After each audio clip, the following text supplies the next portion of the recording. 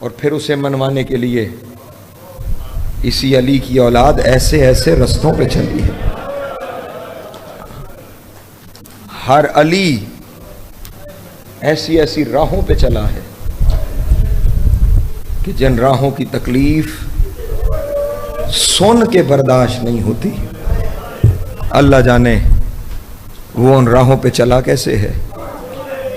ہاں، امیر المومنین نے اپنی زندگی کے بالکل آخری لمحات میں نا امام حسین سے کہا تھا، حسین میرے سجاد کو لے آؤ. کل 2.5 سال کی حیات گرامی تھی اس وقت سید سجاد کی. امیر المومنین نے جب 40 ہجری میں مولا پردہ کر رہے تھے، سید سجاد کو پاس بلا کے نا مولا نے ایسے دونوں ہاتھوں پہ اٹھا کر پہلے بڑے غور سے سید سجاد کا چہرہ دیکھا، اور پھر اس کے بعد سید سجاد کو ایسے ہاتھوں پہ بلند کرنا شروع کیا. ہر ایک کھڑے ہوئے شخص نے سمجھا کہ شاید سید سجاد کے سینے کا بوسہ لینا چاہتے ہیں، لیکن علی نے اتنا اٹھایا سجاد کے پاؤں کے ننھے ننھے تلوے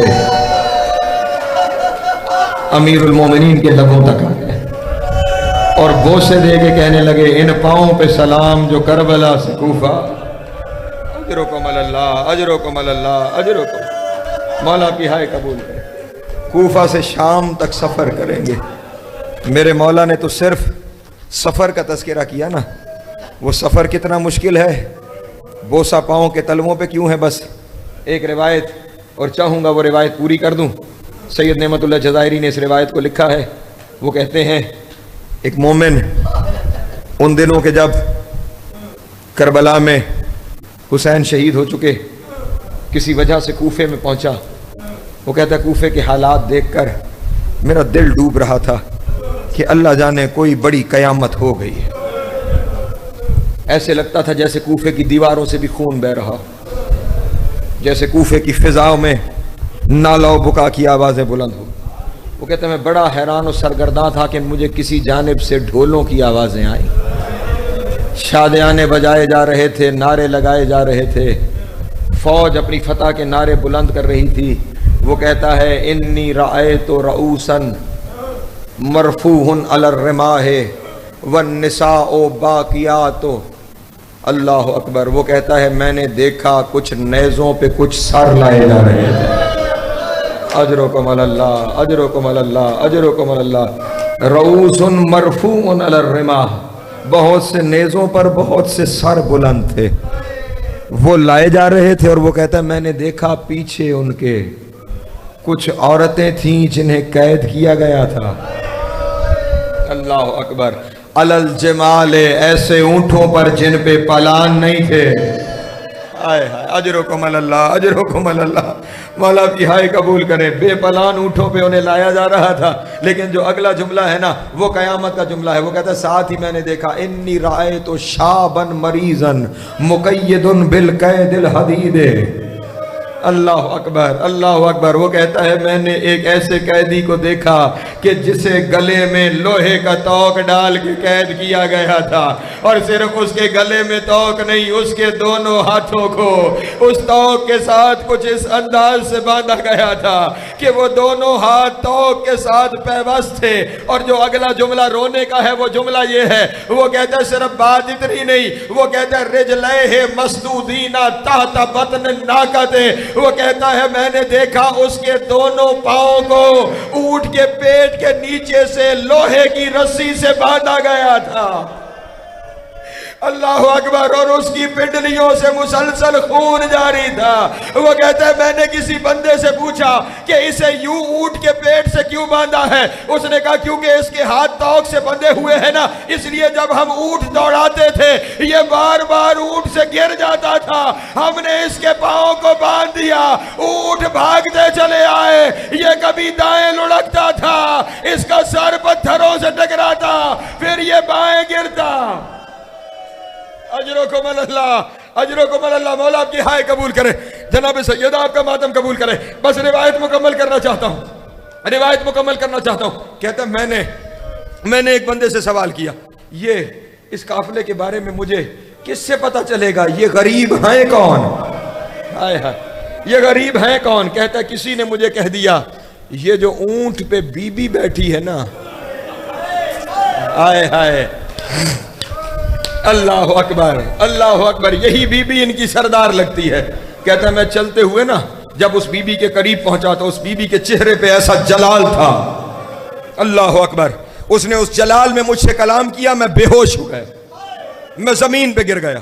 کہتا ہے وہ قافلہ تھوڑا آگے گزر گیا, کچھ دیر بعد مجھے ہوش آیا. میں اب سر کو جھکائے ہوئے آنکھوں سے گریہ کرتے ہوئے پھر اس اونٹ کے قریب چلا گیا. کہتا ہے اب کیونکہ میں رو رہا تھا, میں گریہ کر رہا تھا, اس وقت اس بی بی نے, کیونکہ یہ خاندان وہ ہے جو کسی کو روتا ہوا نہیں دیکھ سکتا.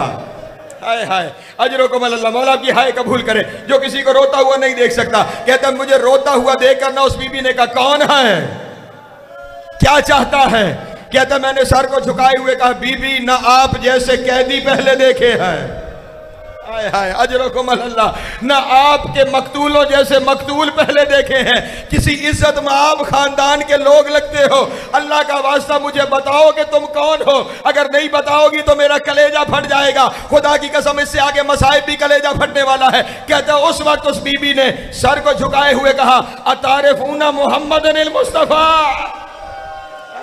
اجرکم اللہ اجرکم اللہ, مولا کی ہائے قبول کرے. محمد مصطفیٰ کو جانتا ہے, محمد مصطفیٰ کو جانتا ہے. کہتا ہے میں نے فوراً کہا ہاں وہ ہمارے نبی ہیں, میں انہی کا کلمہ پڑھتا ہوں. کہتا ہے اس بی بی نے فوراً کہا اتعرفون علی المرتضیٰ,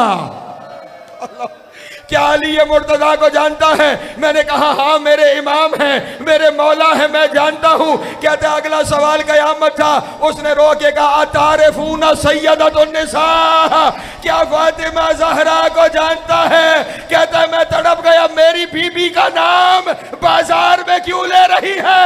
کہا اس وقت اس بی بی نے ماتم کر کے کہا میں اسی زہرا کی بیٹی. اجرکم اللہ اجرکم اللہ, ہاتھوں کو آزاد کرنا.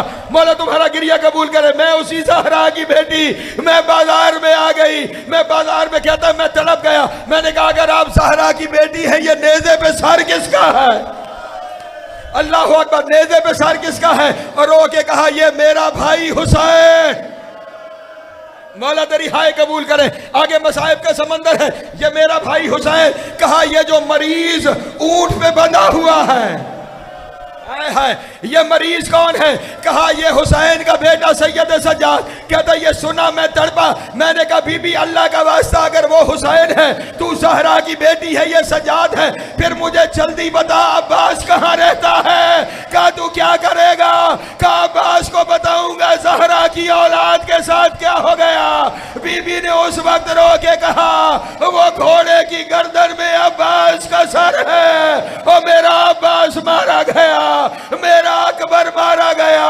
کہتا یہ سننا تھا. اس نے سر پتھر پہ مارا, سر پھٹ گیا, وہ بندہ وہی مر گیا. میں کہوں گا تو نے تو صرف سنا ہے یہ حسین ہے, یہ عباس ہے, تو مر گیا. اور زینب کو دیکھ جس کے سامنے ضربیں چلتی رہی اور جس کے سامنے بازو کٹتے.